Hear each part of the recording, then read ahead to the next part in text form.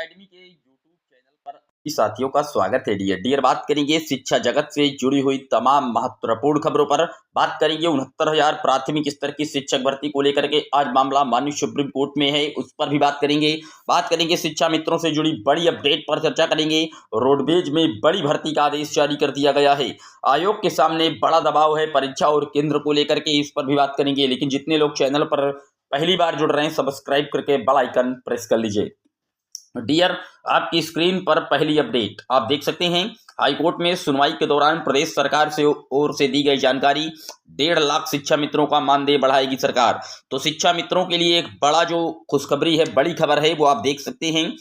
प्रदेश के परिषदीय प्राथमिक विद्यालयों में काम कर रहे लगभग 1.5 लाख शिक्षा मित्रों का मानदेय सरकार बढ़ा सकती है। राज्य सरकार की ओर से वित्त विभाग को इस संबंध में पत्र भेजा गया है। इलाहाबाद हाईकोर्ट में शिक्षा मित्रों को सम्मानजनक मानदेय दिए जाने को लेकर के दाखिल अवमानना याचिका पर सरकार की ओर से ये जानकारी दी गई है। मंगलवार को सुनवाई के दौरान राज्य के वकील ने कोर्ट को बताया कि लगभग 1,50,000 शिक्षा मित्रों के मानदेय वृद्धि में सरकारी खजाने पर काफी भार पड़ेगा, इसलिए वित्त विभाग को सहमति के लिए रिपोर्ट भेजी गई है। बनारसी के विवेकानंद जी की अवमानना याचिका पर न्यायमूर्ति पीयूष अग्रवाल की पीठ में सुनवाई चल रही थी। आप देख सकते हैं, बड़े मानदेय के लिए वित्त विभाग को भेजी गई है रिपोर्ट, तो निश्चित तौर पर शिक्षा मित्रों के लिए बड़ी राहत हो सकती है। और कहीं ना कहीं इनका जो मानदेय है वो बढ़ाने के लिए वित्त विभाग को जो रिपोर्ट है वो भेज दी गई है। आप देख सकते हैं, यहाँ पर बताया गया है कि अत्यधिक बोझ ना पड़े, इसके लिए वित्त विभाग से जो सहमति है वो मांगी गई है। 2023 में शिक्षा मित्रों को समान कार्य के समान वेतन की मांग करते हुए एक याचिका दाखिल की गई थी।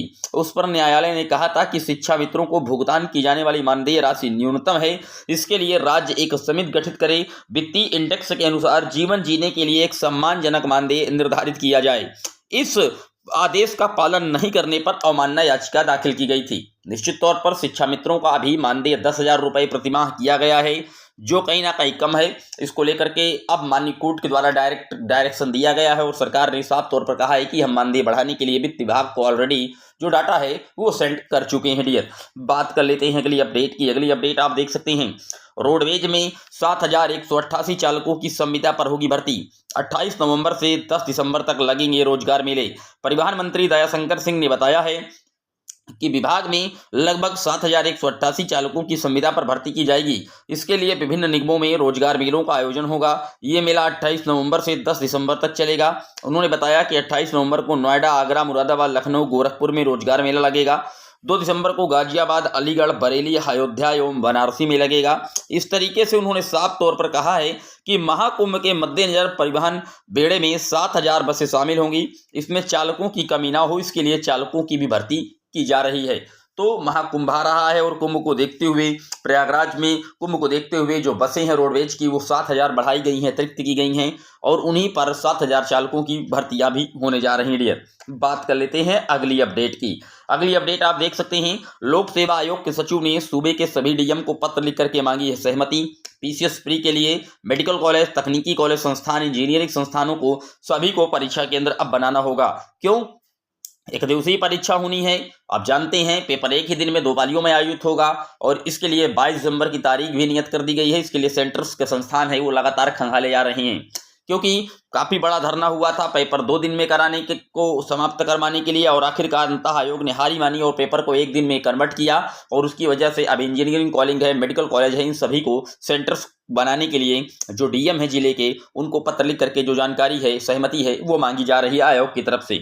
बात कर लेते हैं अगली अपडेट की। अगली अपडेट आप देख सकते हैं, आयोग के समक्ष जो कैलेंडर जारी किया गया था उसमें निर्धारित परीक्षाएं पूरी कराना बड़ी चुनौती सामने आ रही है। उत्तर प्रदेश लोक सेवा आयोग ने अपने वार्षिक कैलेंडर में 15 भर्तियों के आयोजन की योजना बना करके 12 परीक्षाएं प्रक्रियाएं संपन्न करा चुका है। पीसीएस 2024 की परीक्षा 22 दिसंबर को प्रस्तावित कर दी गई है, लेकिन आरओ 2023 की प्रारंभिक परीक्षा को लेकर की स्थिति अभी तक साफ नहीं है, यानी कि अनिश्चित बनी हुई है। आयोग के सामने सबसे बड़ी चुनौती आरओ परीक्षा का आयोजन इस वर्ष कराना है, जिसकी संभावना कम दिख रही है। गाइडलाइन के अनुसार इस परीक्षा के लिए निर्धारित केंद्रों की संख्या जुटाना बड़ी चुनौती बना हुआ है। आयोग ने लगभग 2,387 केंद्रों पर आरओ की परीक्षा एक दिवस में कराई थी, जो प्रश्न पत्र लीक होने के कारण रद्द कर दी गई थी। अब पुनर्परीक्षा में एक दिवस में कराने के लिए इतने ही केंद्रों की जरूरत होगी। लगभग 11 लाख अभ्यर्थियों की संख्या को देखते हुए केंद्र निर्धारण की गाइडलाइन के क्रम में केंद्रों का निर्धारण कठिन हो गया है। आयोग ने पूरी तरीके से अभी जो अपना फोकस है वो प्रीवियस प्री के एग्जाम पर लगा रखा है। 22 दिसंबर को उम्मीदें हैं कि यारों का पेपर इस साल नहीं होगा, बल्कि 2025 में जनवरी, फरवरी, मार्च तक खींच सकता है यारों का पेपर। बात कर लेते हैं अगली अपडेट की। अगली अपडेट आप देख सकते हैं, 69,000 शिक्षक भर्ती मामले की आज सुप्रीम कोर्ट में सुनवाई होने जा रही है।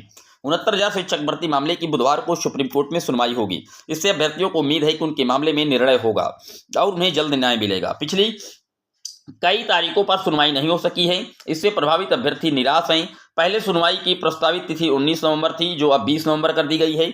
69,000 शिक्षक भर्ती मामले में 13 अगस्त को लखनऊ हाईकोर्ट की डबल बेंच ने नई सूची बना करके आरक्षण नियमों का पालन करते हुए नई सूची जारी करने का निर्देश दिया था।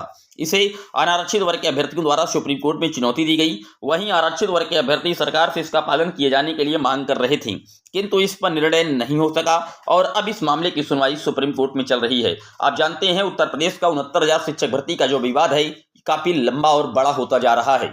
यहाँ पर आरक्षित वर्ग के अभ्यर्थी अपने लिए नियुक्ति पत्र की मांग कर रहे हैं, वहीं पर जो अनारक्षित के सेलेक्ट कैंडिडेट हैं वो चाहते हैं कि हमारी सेवाएं लगातार जारी रहें।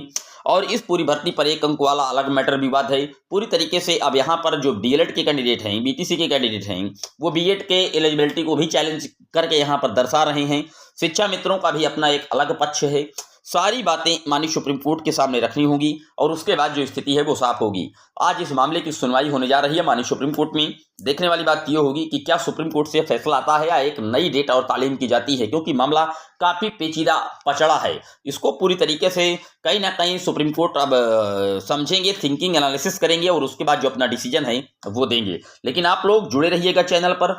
जैसे ही 69,000 शिक्षक भर्ती मामले पर सुप्रीम कोर्ट से अपडेटें आएंगी, हम आपको लगातार चैनल के माध्यम से जानकारी प्रोवाइड कराते रहेंगे। ये था शिक्षा जगत से जुड़ा हुआ दैनिक वीडियो। कैसा लगा कमेंट जरूर करिएगा। पहली बार है सब्सक्राइब कर लीजिएगा। वीडियो को दोस्तों के साथ जरूर शेयर कीजिएगा। फिर मिलेंगे आपसे एक और वीडियो में, तब तक के लिए जय हिंद, जय भारत।